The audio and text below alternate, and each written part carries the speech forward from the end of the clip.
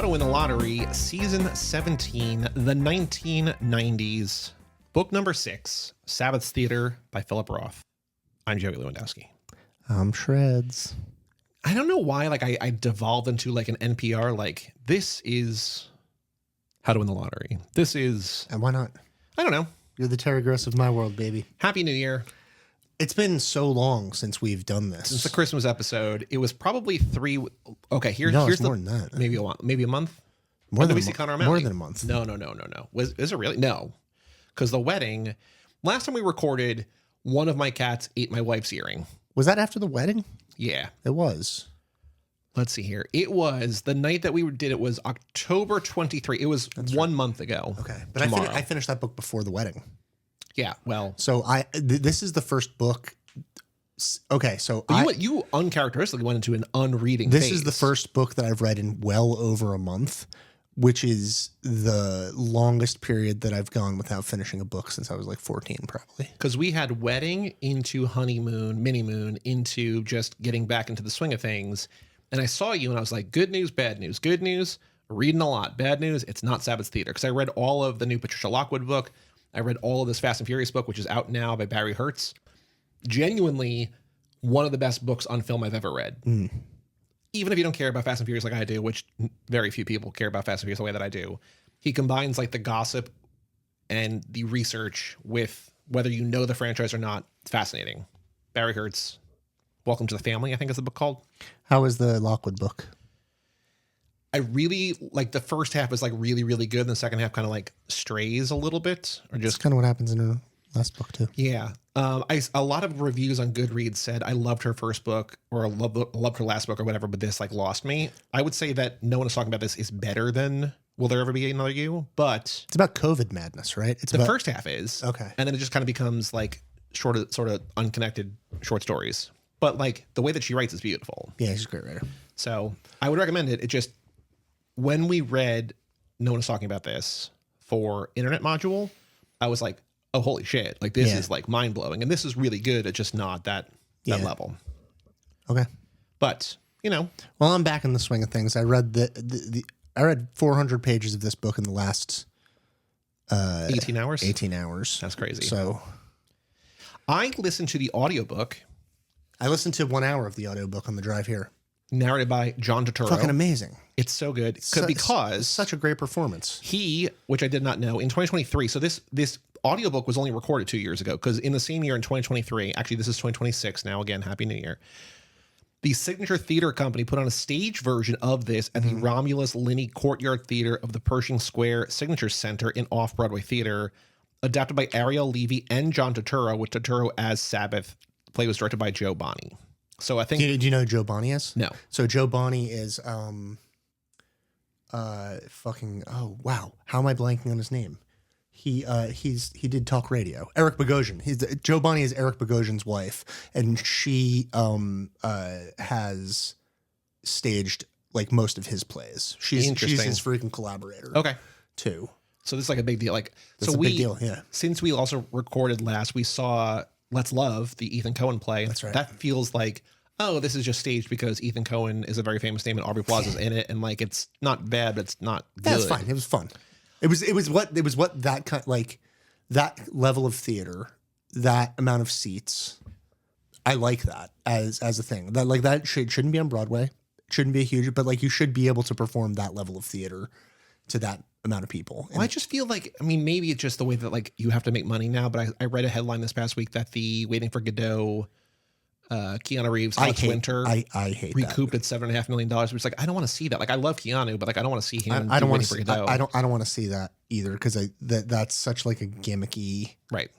I have no interest. I will say that my favorite part of Let's Love was the Dylan Galula section, which felt like it was 5 minutes of the hour 15, maybe not. No, I like the Aubrey Plaza stuff. Yeah. Stuff in the middle was the best. Anyway, we're in 1995, Sabbath's Theater. You ready for some 1995 facts? 95. Big year.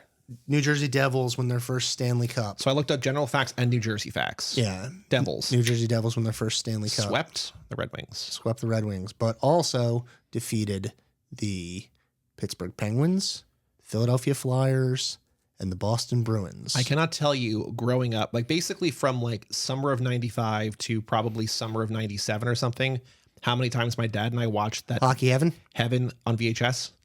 Every single, like it feels like in my memory, like once a week we watched Heaven. I used to very frequently watch it before playing hockey games. I probably have it downstairs. I have it too. but it's VHS, so I don't. Yeah, we'll have a VCR. And then we have Second Heaven too, which was after their 2000 Cup, and I don't remember if we ever watched the that. Magic. It doesn't have the same magic, but it doesn't have the same magic. So also in New Jersey that year, I don't think it was specifically like this year, but like the move toward Easy Pass rollout was in full effect. Okay. NJ Turnpike and the Garden State Parkway. And you got Christy Todd Whitman as governor, taking over for Jim Florio. Her first full year. Right? Mm-hmm. Yep. Do you know what won Best Picture? Like what movie came out in 95 that won Best Picture? I guess in Forrest Gump. No, that was 94. So for the following year, like what won in 96 for the year of 1995? Titanic. Nope, that's 97 for 98. What is it? Very memed. The director, I believe, and is also the main actor. Yeah. Is canceled. A beautiful. No. Braveheart. Oh, all right. I thought we could get there. We did not get there. Yeah, I thought it was going to be that Holocaust movie by the Italian guy. Oh, Life is Beautiful? Yeah. La Vita è Bella? No. Also in 1995. Can we get more of you speaking Italian on here, by the way? That's funny. Go see. Toy Story came out in 95, the first ever full CGI movie, which obviously shaped the future of everything, kind of. TV theme songs became big, specifically like Friends, I'll Be There For You by the Rembrandts. Yeah, it was my brother's 8th grade graduation song, and they all sang it on stage, and they did the fucking clap together. It was very embarrassing. My 8th grade graduation song was Time of Your Life by Green Day. I don't think I had a graduation song. And I remember being like, I don't like this song. I was like, no. But did you know that was the most punk rock thing Green Day could have done at the time? Was put out an acoustic song. Because nobody was expecting it. Do you know what happened in the city of Cleveland in 1995? Where I went on my bachelor party, where you joined me for the bachelor party? It's a thing that we did. City of Cleveland. It's a thing that we did. They of course there was that we saw that donkey with the huge dick. Mm-hmm. We did not see a donkey with a huge dick. We did. Where did we see a donkey with a huge dick? On the fucking on the drive-through safari. Yes. No, the Rock and Roll Hall of Fame opened in 1995. Okay. All right. Yeah. Also in 1995 in food, I remember this. I don't remember it was 1995. The blue M&M came out. I care not about the blue M&M. There was tan and brown, which in retrospect seems crazy. And they're like, we need to get rid of tan. Nobody wants tan and brown. And so they had, I remember, because my dad loves M&Ms, our whole family loves M&Ms. And there was a big, what color do you want to vote on? And blue won. Seems crazy that blue wasn't already included. I know. We got red, orange, yellow, green, brown, and tan. Yeah. I don't know. And the other thing that I have here is that Selena was murdered in 1995. Yeah. Big thing. I didn't do it, so. So he says. Yeah. Anyway, Sabbath Theater, I would say, okay.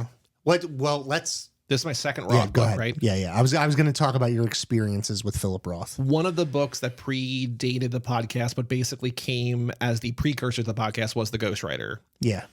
Which is the only other book of his that I've read. Very different from this book. I've seen adaptations. I've seen like The Plot Against America, but I've not read The Plot Against America. You've seen Indignation with Logan Lerman. Love that movie. You've seen The Dying Animal. No. Okay. I liked this. I did not love it. Mm-hmm. I was saying to you that I was reading the wiki because I wanted to see like if there's the wiki is not huge for this book, considering this was like it won like a book award. It was shortlisted for the Pulitzer Prize.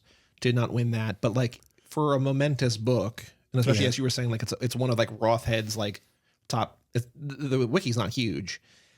I have thoughts about stuff throughout, but then I think the last 20 pages or whatever, I was like, oh, this really fucking stuck the landing. Like it was the last line of the book is unbelievable. And it's not like it did not affect me like the way that The Shot did. Yeah. But I was like, for a book that I was like on, like, I think it's good. It's just not my taste. Yeah. To then in the end, again, this doesn't matter at all, but it brought it from like a 3 to a 4 star. I'm just like, oh, this went from being something that I'm just like, I appreciate, but I don't really enjoy that much, to, oh no, I see what he's doing now. And like, not that I ever doubted that he was doing a thing, but it came together in a way that I was just like, yes. Just say what he was doing. Just say the thing that he was doing. Like what is so appealing about that ending to you? Why does it work? And he couldn't do it. He could not fucking die. How could he leave? How could he go? Everything he hated was here. Everything he hated was here. So such a good look. But also before then, when he's like, when Drenka's son is like about to drag him out of the back seat of the car. Well, he kind of wants to do like suicide by cop. And he's just like, yeah, fucking murder me. Yep. This is like all I want is to be murdered. That's it. Just like it would make my life so easy if you would just murder me right now. Yeah, that's but no. I mean, who among us doesn't? You know. I will say when I like the one line. I wonder what the actual like verbatim thing is, but it's just like a former puppeteer, blah blah blah. I'm just like, oh, I wish that there was like more puppetry. And I know that like there's the metaphor that like he is literally a puppet, manipulating everything, and like, but I kind of want more literal puppeting because like, did you like hearing about his little finger stuff? Yeah, his finger, it's kind of interesting. He is described as like, I'll say the best puppeteer to ever live, best puppeteer to ever live. Like he just seems like transcendent at it. Yeah, yeah. And I don't know that we need that much more, but I was just like, oh, like it's not really about like the literal puppeting. It's about him like controlling the lives of literally everyone that he comes across. But you know what it made me think of a lot actually is Charlie Kaufman. Okay. Because Charlie Kaufman has written a lot about puppeteers for some reason. Like a lot of his stuff just has puppeteers in it. Yeah. Obviously like there's the Anomalisa, but John Cusack's character is a puppeteer in Being John Malkovich. Synecdoche, New York is all about staging of things. Yeah. Yes, and there's puppets in that, and then even Antkind is kind of yeah. So he like keeps returning to this well of the puppeteer because I think he thinks of like creators like himself as being like manipulative of both reality and of human beings. I will say I want to get back to this, but I also want to say we were shouting at the last line. The first line is also great. Either forswear fucking others or the affair is over. Yeah, yeah. And I'm just like, I don't know what this means. Like either forswear fucking other. I'm like, what? I'm like, oh, okay. Yeah. Got it. But I'm just like from the first to last line, it's like, okay, he knows what he's doing. Nobody writes like Philip Roth anymore because the people that want to write like Philip Roth, the people that want to write thematically like Philip Roth all have internet brain. And so they lack like they lack whatever formal training and like academic standing Philip Roth has, where he can like write real sentences with weight without devolving that into cultural rot, like the kind of speak that just like comes from you and your friends. Right. He's like a real student of sentences and things like that. And the people that are engaging with his themes, like the degradation of man and misogyny and sexual anxiety and all of these things, like there are a lot of great writers that are doing that right now, but none of them are writing none of them have the weight that Philip Roth had as far as just like raw, like Flaubert style talent. But then the people who have Flaubert style talent now are so up their own asses with like being highfalutin and writing about things that like are not degrading, that they're not touching Philip Roth's themes either. Right. So he's threading this like unbelievable needle that we'll get back around to it. But like the stuff that he's talking about and being the guy that talks about it, like obviously that's something that's like really out of fashion now, and that might be one of the reasons why like that Wikipedia page isn't like very grand. So I think that there was something when I was saying about the ghostwriter, like something that is off-putting about this is that like this might just be me, but it feels like seeing like a college-age guy be horny is just like that guy's just fucking around. But when it's like a 64-year-old man, like that's also like the point of it. It's just like this is uncomfortable. And even when there's like the I think it's funny that like every is not this, but I just think of like every movie that's like, we don't know how to end. It's like end with a court scene. It's just like, well, we like have a court scene. And even though the girl is just like, no, it's fine. Like I was fine with it. Like they're still like, no, you were like molested. You were like taken advantage of or whatever. Well, I think that's like, not to interrupt you, but that scene specifically is Roth talking about how the court scene. Yeah. Is talking about how Roth is talking about how the media and whoever often takes like quote unquote victims' narratives away from them in order to like play into whatever they want. And I can see Philip Roth using that as a personal soapbox to talk about, because people always were calling him personally misogynist and things like that. And he's like, but you're not talking to any of the women in my life. You're just talking to people who have read my novels. And you're saying that my novels are misogynist, but, and here's the argument that I would always make and always have made when people call Philip Roth's novels misogynist. All of the misogyny in them leads to absolute despair. He's not advocating for misogyny. He's advocating for people who are misogynists to suffer endlessly at the hands of their own misogyny. Yes. Because I think like the point of that is like, no, like this is not okay. Yeah. That we are following this guy. And even though in the end we're like rooting for him because like we're like, oh, he is a ghoul. Like, I think the word he describes himself, he's a ghoul. Like he's a horrible person. He's a hater. He's like the worst kind of person. Even though in the end, by the end, we're sort of rooting for him, or we're at least like, you have finally come to terms with like who and what you are. The fact that he's a 64-year-old man manipulating, like, even though they are of age, still, you know, the power dynamic or whatever, it's uncomfortable. And like, it's not, but like by design, like, it's not like, and he's very like straightforward with being like, I'm disgusting. Like, who would want to fuck me with my Santa Claus beard? Yeah. And like my powers are significantly diminished. And also he's like short and not attractive, but he still somehow throughout the text gets laid a lot and like seems like very successful. But like there's things where he's just like, when he was like looking for, like he's walking through New York and like looking for, I think it's maybe Nikki or someone, and he keeps finding girls that look like him, and it's just like, you know, half the time it was successful. He got laid. It's just like, how is a 50% hit rate? Like, this seems crazy. I mean, I think you're also talking about 1970s New York and although maybe to that same point, it was interesting. We're just like, this is a different time where like, if you went missing, people just assume like, we don't know where you are. But now when you go missing, it's just like, no, you're dead. It's just like, okay, we didn't accept. I think it's like, we didn't accept murder as like the be all end all or whatever. Also, maybe it's the thing that's just like something you texted me this morning. This is a horny book written by a man as opposed to a horny book written by a woman.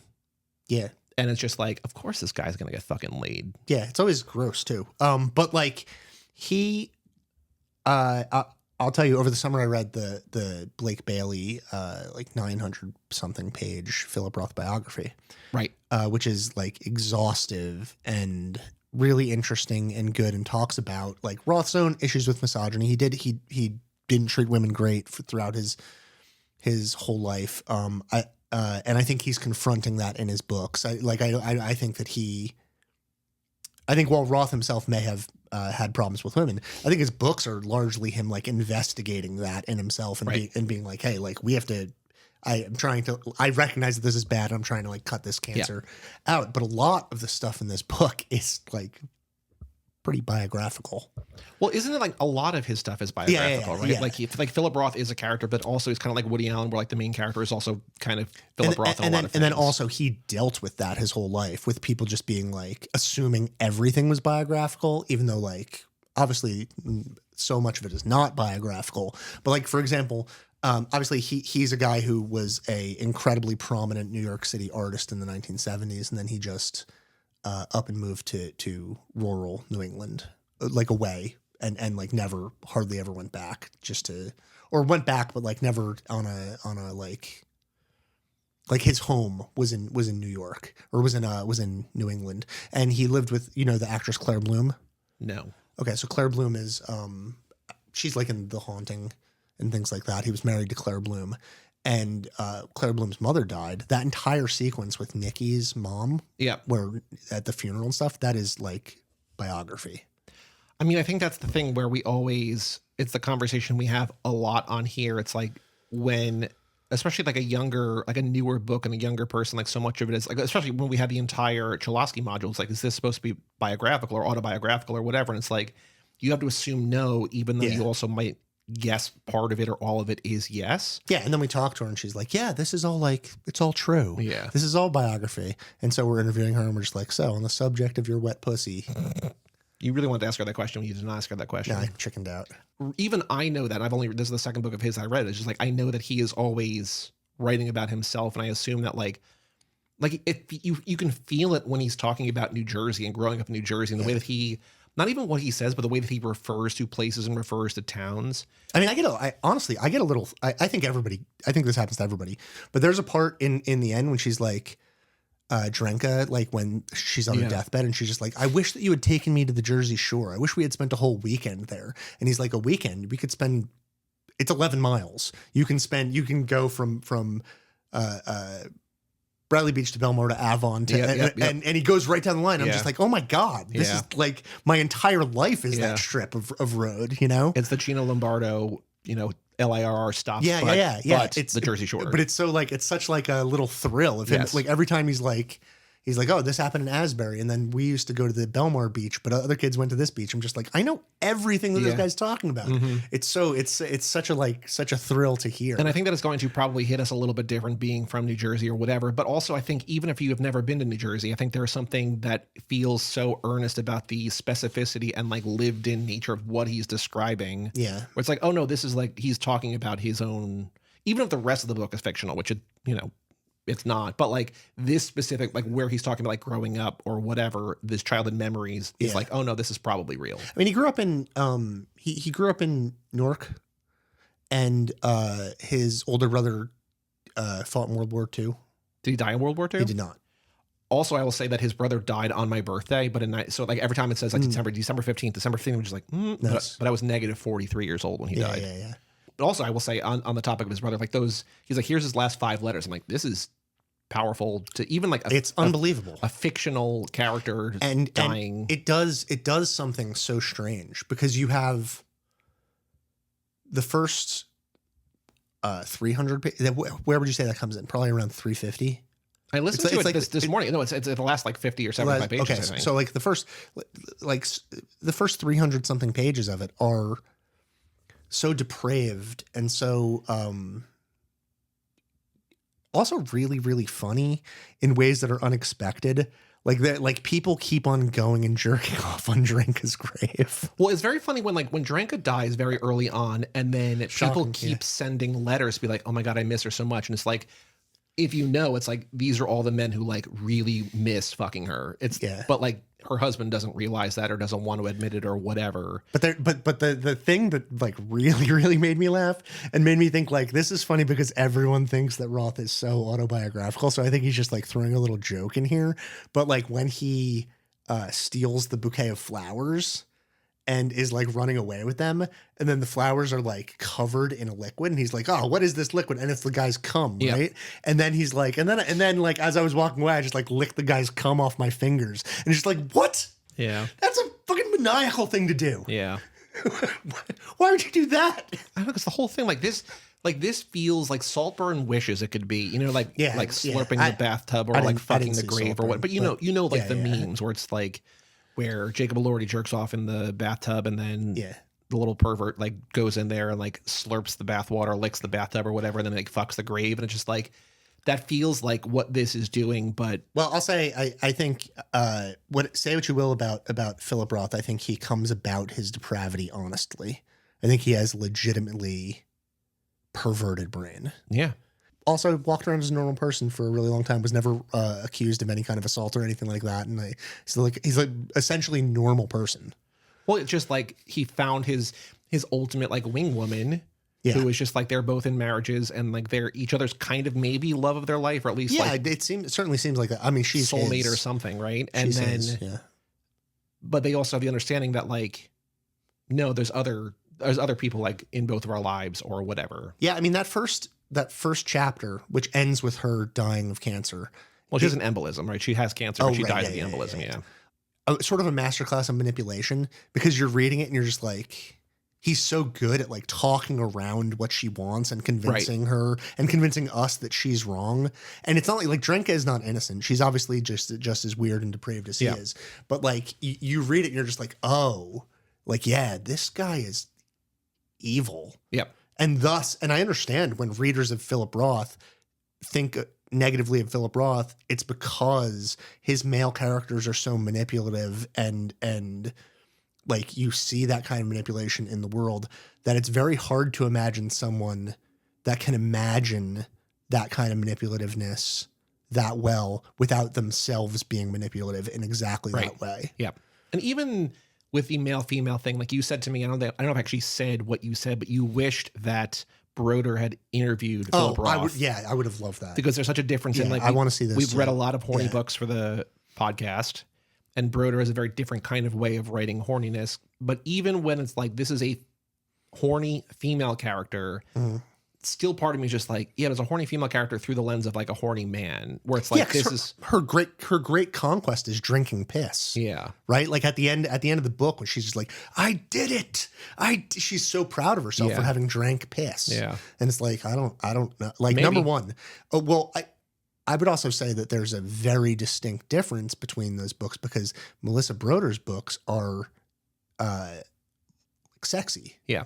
And Philip Roth's books are not. Yeah, you read a Philip Roth book, you're not like, this is hot. You're like, this is fucking gross. I will say that, like, I wouldn't describe it as sexy, but I think the sexiest part might be the actual puppet show because he's in such command. Yeah, yeah. And even though his fingers are acting on behalf of him, Mickey is like removed from it. And so having this like, what's the literary term for like the hand, when a hand, it represents the body? Do you know what I'm talking about? Synecdoche. Is it synecdoche? Yeah.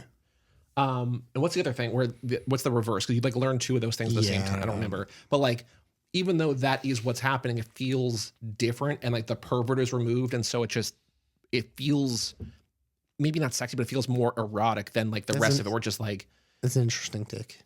I will also, because I listened to the audiobook and there were certain things I wanted to highlight or remember. And so I would like bring up the Kindle and like search for a word. And I was just like, oh, that one, like I want to talk about like the scene where like he's got the panties at the funeral or whatever. And I just searched panties in Kindle and it's like, it's like it lists like 40 times. I'm just like, oh, right. It's like searching cock. And you're just like, the scene between him and, I forget her name.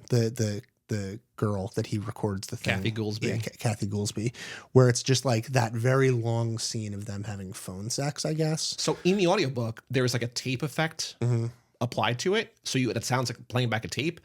And I was walking around my neighborhood listening to that. I'm just like, this is like, that's like when I read Tampa in a gym while working out. I'm like, nobody knows like how fucked up, like what my thoughts are right now. Yeah. Cause like, I imagine like, that's what I'm thinking. Like if you like, control find the word cock, like so much of that is just like her repeating how she wants to suck his cock over and over and over and over and over.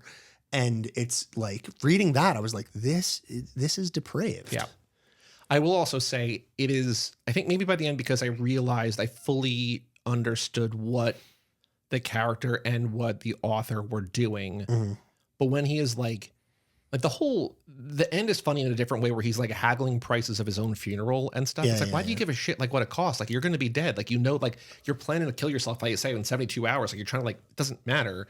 But then I think he's playing into broad Jewish stereotypes. I know, but still it's funny for that reason. But also when he says like his final list of things, it's like, I'm going to send the tape recorder to Kathy Goolsby because that's how she fucked me over. Yeah. I'm going to establish a scholarship to the girl who sleeps with the most male faculty members. It's just like, this guy's the ultimate troll in terms of like how to warp and take everything that he has done throughout the entire previous 440 pages or whatever and be like, you know what? One more joke. And this is after the previous 70 pages were just like essentially dropped all of that pretense and was just like, here's me talking with my 100-year-old cousin, I guess, or uncle. What is Fish to him? I don't know. He's a relative. And he's like about boyhood and about his life, and then talking about his brother and how his brother was so athletic and stood up for him and did all these things for him on the beach and like went to war and flew over the house in the plane, and everyone in the neighborhood went out to see the house flying over the plane and doing all of these things and creating this like incredibly moving portrait where he it also moves him away from killing himself because he doesn't want, he like needs to house Morty's stuff. But like a thing that I was thinking of, I was going to say this earlier and then I derailed myself. I think the first 300 something pages of this book are showing us a kind of masculinity, right? So when we think of masculinity, we think of like 3 or 4 things. We think of sexuality, We think of the ability to be a caretaker. We think of like a sort of like, by caretaker I mean like father and husband and things of that. We think of like strength and virility, and then we think of I don't know, maybe it's just those things. And so he's doing a version of masculinity because he's been essentially deprived of all of those other versions of masculinity. He's doing the version of masculinity that most people look at and go and think of as like completely like that's the toxic masculinity, that he's the bad guy because he's doing masculinity in that specific way. And so the first 300 something pages are completely reveling in this kind of toxic masculinity. And he's like, you know, sexually depraved, doing all this other stuff. And then that last 75 pages, you go, oh, because his brother was like his model for masculinity. Right. And he was all of those things that he couldn't be. And then his brother died. Well, I feel like when I was reading this book or listening to this book and trying to think about like, how would I describe like what it's about? I think it's both about how family kind of fucks you up. Like Rosanna raped by her drunken father or whatever, like that fucks her up. And like, then also maybe leads her to find a man who treats her the same kind of shitty way and winds up with Sabbath or whatever. But it's also like him where he's got this idealistic brother that is like the best possible person or whatever. And all he wants to do is be like him, and he can't be like him. And then because he can't be like them, because he can't be like him, he then takes the other road and goes the extreme opposite of the spectrum. And like those both manifest in very different ways, but it's also like what you lacked or what you were not given or what you were given and how that sort of sends you down a certain path. Yeah. And I don't know that that's like the entire message of the book, because I think there's a bunch of things going on here, but it feels like a lot of these characters, and also the fact that like Kathy Goolsby, even if it started out by her own volition or whatever, the fact that she was in this love affair with a 64-year-old professor is probably going to fuck her up for life too. Like you sort of see the beginning of that road as well. Yeah. I'm glad that you brought up Rosanna, because we haven't talked about Rosanna at all. That was always the hardest part to relate to, or like her in the mental hospital, or justify Mickey's behavior at all, because the meanest that he is in the book is when he's talking to her about things like AA. Had you read this book before? No. Okay. Like when she does kick him out of the house, that conversation is so brutal, because she doesn't want to kick him out of the house because she has abandonment issues with men because her father killed himself. And when he says, "You're throwing me out," she takes that as him sort of mimicking the father, that she's abandoning him, right, and that he's going to kill himself, which he is going to kill himself. So she's not wrong, right? And so his like taunting of her in that way, and his like driving toward the inevitable suicide that doesn't not inevitable, the suicide that doesn't seemingly happen. Inevitable suicide, yeah. All of that stuff is so dark and so hard to deal with, because she, as far as we can tell, really has done nothing wrong. Right. She's just, I mean, she's an alcoholic, but she hurts herself. But it's like it's she's done nothing wrong, but like life has dealt her a shitty hand. Like she was given the father she was given, and he did to her what he did to her, and like it fucked her up. Yeah. Oh, I guess the thing that she did was she was sleeping with him while he was married to Nikki, and Nikki disappeared. Right. But which there is a part in this book when he just like talks about murdering Nikki, and then he's like, I've never admitted this to anyone before, and it's just like he's lying to that person, right? But who knows? Right. And we never find out what happened to Nikki. Nikki is just his wife that disappears one day. Yep. Like that's dark in a way too, that is never, and it's never resolved. Nope. So Roth is doing a lot of stuff here where he's just trusting the audience to follow him and to not go, well, this is pornography, I'm done. Or this is like, I have no interest supporting this character or hearing his story through to the end. Well, I think there's another thing that this book is doing that is sort of tender and sweet, which is it feels like there is something like finding. And how long were he and Drenka together? Like a while, but not. I think it was like 13 years or something like that. But still, like they were 50 or whatever when. Yeah.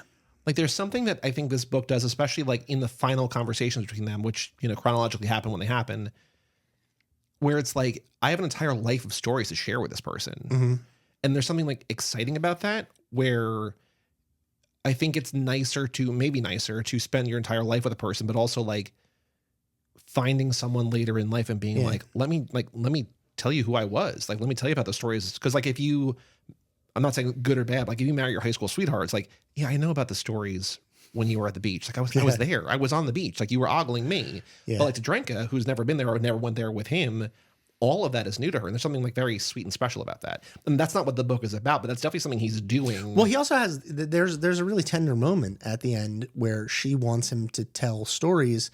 And he's like, I've told you all the stories. But then he realizes it doesn't matter if I'm boring. She's dying. She just wants to hear me talk. Yeah.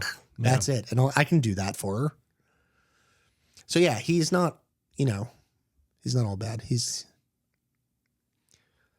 But there's he's not all bad because he's with the person he loves. Like who is not his wife. Well, yeah. Not either of his wives. I do like that there's a part in it where he just talks about, like he's like, people dedicate themselves to art or to business or to all this other stuff. And they sacrifice everything in their lives. They sacrifice their family to make money. They sacrifice love. They sacrifice all of their free time to be good at art or to make money. And I just chose to do that with fucking. I'm going to do that. I'm going to with fucking instead. I'm going to sacrifice money to fuck, and I'm going to sacrifice actual relationships to fuck. Mm-hmm. And that's the thing that's important to me. Mm-hmm. Look, when you know, you know. Yeah, when you know, you know. You gotta. Or like when you know what you're good at or whatever, right? Like it's. Yeah, go after that ring. What else do I want to talk about in here? I think that he's got an all-time great angry outburst when Rosanna threatens to cut off his dick because she had heard like a Marine's wife cut off the Marine's dick. Yeah. And he goes on this like, I don't know, 2 or 3 page long rant about like what she's going to do and how she's going to do it. Like it just, and again, listening to the audiobook and hearing Totoro do that, it feels like, oh, this is like what he was born to deliver. And I think hearing that, like, I don't know if this is my favorite audiobook because it's not my favorite book that I've heard in audiobook form, but I feel like when I listened to the audiobook earlier, this chapter for the Pynchon book, you're like, I think you missed something there. Here, it's like, it feels like kind of maybe enhanced by a guy who like really, really loves it. And also, and like a really great actor.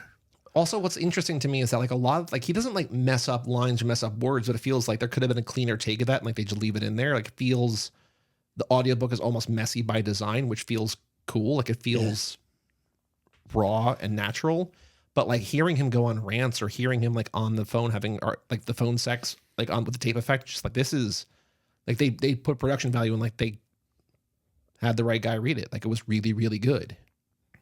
Do you think there's a completely changing subject, the fact that he calls himself a ghoul at the end and her name, it's spelled differently, but her name is Kathy Goolsby. Is there any kind of I mean, yeah, sure. Yeah, I don't know how much further it goes than that. What do you think of the mom as a ghost, just being like kind of there and I mean, like kill yourself? Yeah, and like watching him jerk off and things like that. And is this literal? Are we meant to take that literally, or is that just a Freudian? I don't know.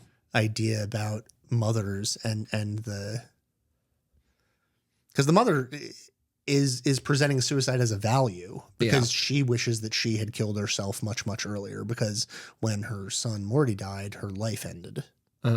She's just like, why stick around, man? Right.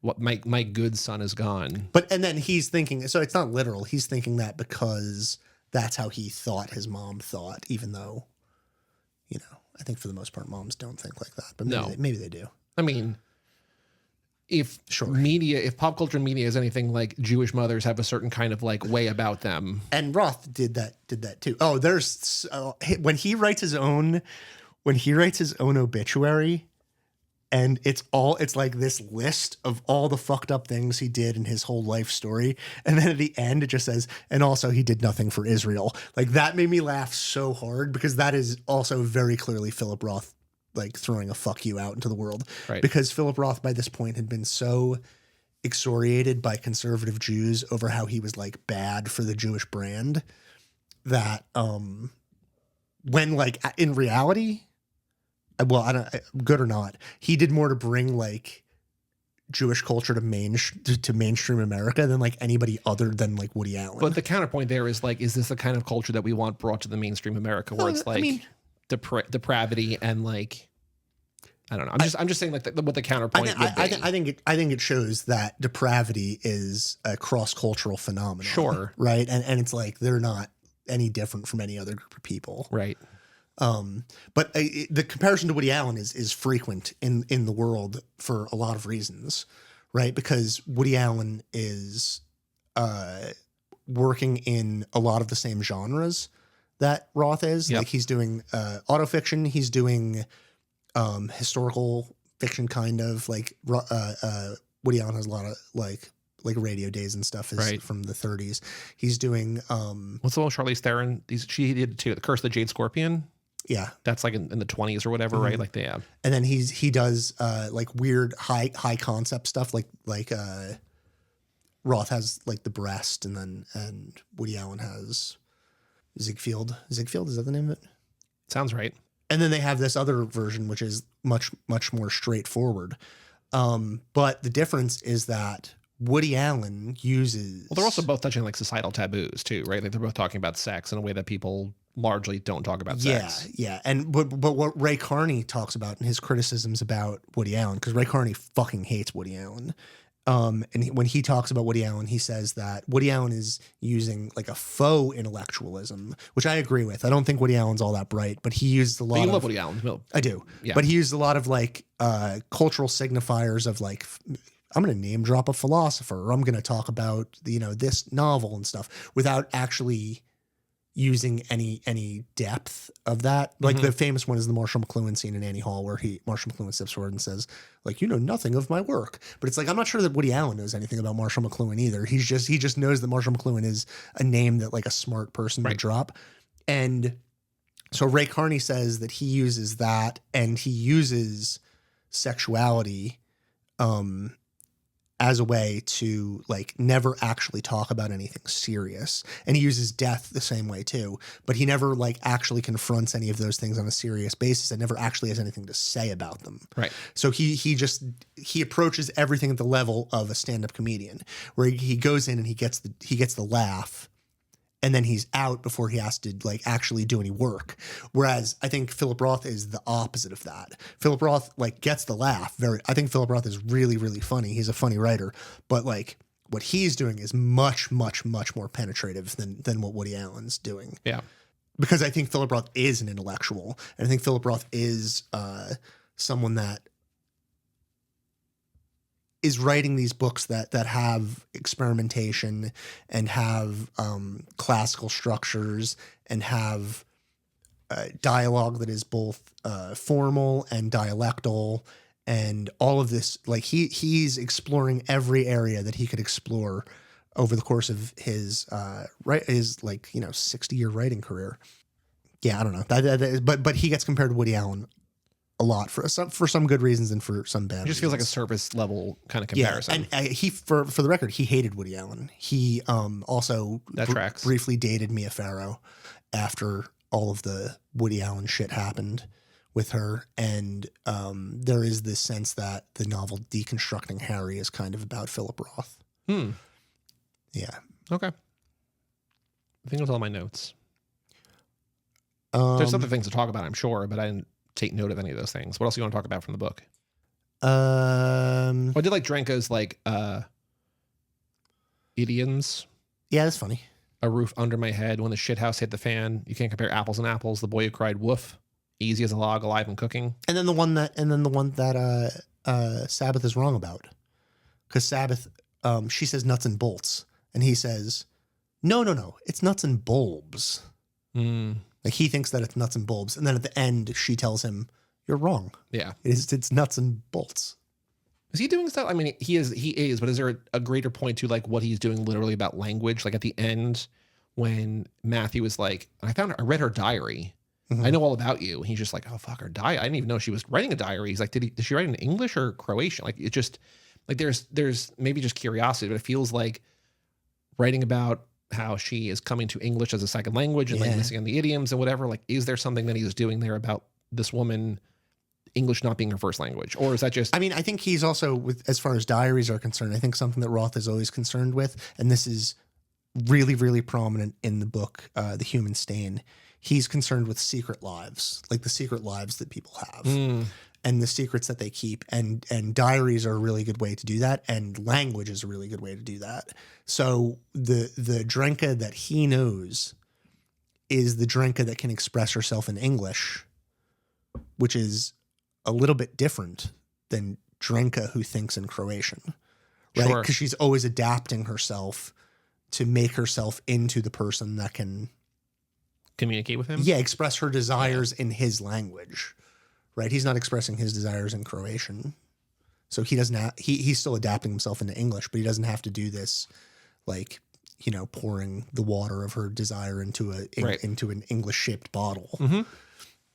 So I think, yeah, that's what's going on with that. But yeah, that didn't surprise me when at the end he says that there's she has the diaries, because it's like, oh yeah, that's obviously such a Philip Roth thing to do, to have that character have an entire other life. If this were a Zuckerman book, he would then use those diaries as a source to like fill in all the backstory. Mm-hmm.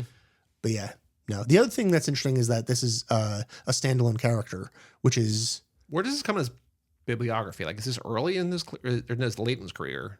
When did he die? he died in like 2017, 18 or something like that. Like, how far into, like, But he was writing, I think Goodbye Columbus is 1959. okay. So he's decades into his career right now. yeah. He's Serious. multiple Pulitzer Prize and National Book Awards in his career by now too. Do you think it's never won the Nobel? Is it surprising that he did not return to the well of Mickey, or no? Well, I don't know. I don't know what I wouldn't do anything else with Mickey. I think this is largely viewed as his nastiest book. Yeah, so we have Zuckerman bound. Well, hold on. This is in a weird way. Novels, novellas, and memoirs. Yeah, Goodbye Columbus is 1959. 2, 3, 4, 5, 6, 7, 8, 9, 10, 11, 12, 13, 14, 15, 16, 17, 18. This is his 19th book. Yeah, that's crazy. And then he had 1, 2, 3, 4, 5, 6, 7, 8, 9, 10 more after this. Yeah, a lot of those are really short, the ones that came after. His last book was Nemesis in 2010, but he wrote like Indignation after, The Plot Against America after, The Human Stain after, American Pastoral after. Mm-hmm. He went from Operation Shylock to this to American Pastoral 3 in a row, which feels big. The American Pastoral is another one that people think of as his best. Yeah. This is a resurgence after he'd been dead in the water in the 80s for quite a while. People like getting, and a lot of this is Michiko Kakutani, who was the primary critic for the Times, really disliked him. And every time one of his books came out, she gave him a shitty review, which is weird to always have the same review. Like, it's like, you know that person doesn't like this one writer, but whatever, is what it is. Yeah. All right. What does the egg have to say? We have an email address, lottery@cageclub.me. Writing about this book or any book. It is January now, but as we're recording, it's the end of November. So we're not going to get to it for a little while, but we will get to it when we get to it. Meg's reaction to Sabbath's Theater. This is what I said to you, shocking email. Shocking. I found this book surprisingly beautiful. I was like, love it. Which is not something that you said this is her first ever Roth, right? She might talk about I think this is her first ever Roth. Which is not something that I was expecting to say about a book where the main character eats some random guy's cum off the flowers on the grave of his dead mistress. The funniest scene. I wasn't really sure what to say about the book until the very end. The last line sort of snapped everything into place for me, which is what I said too. I think all his talk of suicide in the second half of the book was more theater. It was fake. I don't know if it's really fake. I think he wants to die, but it's also like he's got more. Well, he's also fundamentally a coward. Yeah. He can't do anything. Everything is enacted upon him. He's also a troll. Yeah, he's also a troll. So, but I don't think he's trolling us. I think he's just like, no, I got more work to do. Yeah. The book reminded me of the quote from Moby Dick. Quote, "There is no quality in this world that is not what it is merely by contrast. Nothing exists in itself." Okay. Because this book was so gross and crude, made the sweet parts of this book more beautiful. I agree. Like the scene with Drenka and Sabbath talking about pissing on each other and how much they liked it. It made the scene with Sabbath pissing on her sort of sweet. Pissing on her grave sort of sweet. Yeah, I agree. It also feels like it's just very old man, just like, oh, I have to wake up every night to pee 3 times. Now I can't pee. Come on, body. You know what I was thinking? I had a weird thought about this being made into a film, which is that I think It wasn't, right? it wasn't. I think Nick Cage would be a good Sabbath, actually.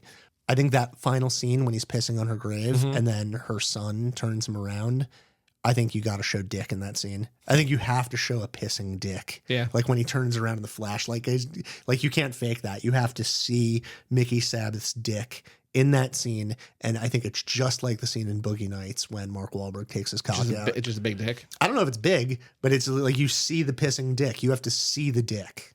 You have to. I thought you were gonna say like you start with like I hope they would never, but my least favorite thing in movies where it's like you start at the end and work your way back. No. Like the first thing you see is a guy pissing on a grave and be like, let's go back to the beginning. No, can you imagine how pissed off John Turturro would be if he didn't get cast? If Nick Cage got it instead? It has to be Turturro. Yeah. Or I don't know. You could also cast someone that's actually Jewish. Well, a lot of this book, like, because I know that the big thing that Philip Roth writes about is like being Jewish and the Jewish faith and whatever. Yeah. But for a lot of this, I'm just like, is Mickey Jewish or is he Italian? It feels like so much is like it's just like an Italian. It's just like also it's just kind of an immigrant story, sort of, right? But it's also like, is this not? It's like, oh no, it very clearly is. The soul of this book felt timeless to me, says the egg. Edgelords will never find happiness if they never stop being edgelords. In addition to that, Sabbath always, quote, chose a person once it was too late. He was committed to Dranka more after her death. He considered going back to his wife before seeing her with her lover. For all we know, he might not have been close to Morty until after his death too, but there's always the possibility that Morty's death is the reason that Sabbath is unable to form lasting connections with people, which I think probably. And that's my take too, yeah. He may be unafraid, or he may be afraid that people will leave him, and so he distances himself until it's too late and ends up alone anyway. It's also kind of the coward's way out, just like it's just easier to whatever. I really like the use of parallels in this novel. The two examples that most readily come to mind are the letters from Rosanna's father and Sabbath's brother, and the role of Krista. The letters are interesting because Rosanna's father's letters are more painful in their content. If you read these letters and Morty's letters side by side out of context, the father's letters are more cruel and cause more pain. I feel like Morty's letters are like what makes them like sad is that they're so like boring. Yeah. Just like, well, I read a book today. I really miss you guys. Like, I hope to see you soon, but like, there's not much going on over here. And just like, this was 3 days before he died. Yeah. And which is always what's sad about that sort of thing. It's just like, I hope to see you soon. I sent you money. Did you get the money yet? I haven't heard from you in a while. Just like, oh boy. Sabbath trivializes this pain by writing his note in the father's voice in Rosanna's notebook. Morty's letters, as simple as they are the more, quote, painful in the context of the novel if we're looking at things specifically through Sabbath's eyes. Both sets of letters show how emotionally stunted Sabbath is. He has no empathy. Yeah. I like that Rosanna and Krista ended up together in the end, even though I sort of hate that sort of thing. It's a plot device. Two random characters pairing off for the sake of pairing off and in ways that feel forced. This instance felt fitting. Krista's relationship in the context of Dranka and Sabbath was one where Sabbath was in a position of power. In the context of Krista's relation with him and Rosanna, his wife, he is powerless. All in all, a great novel, one that did not turn me off from Roth. So maybe she has read other Roth before. No, I think that's her first. Okay. I love that email. That's a lot of really great work there, Meg. We also have, I don't know if we read this or not, but I was going through my starred emails and I don't think we ever read this. Do we ever read Meg's belated reaction to Mao 2? Because she didn't finish that book in time. Let's hear it. Because I skimmed this and I don't remember, but maybe it just was a while ago. But the Mao 2 episode just came out. She says, I know in my preview last time I specifically mentioned the aspect of cults, but I think that I'm going to spend this email talking mostly about style. I haven't read any of DeLillo except for the pod.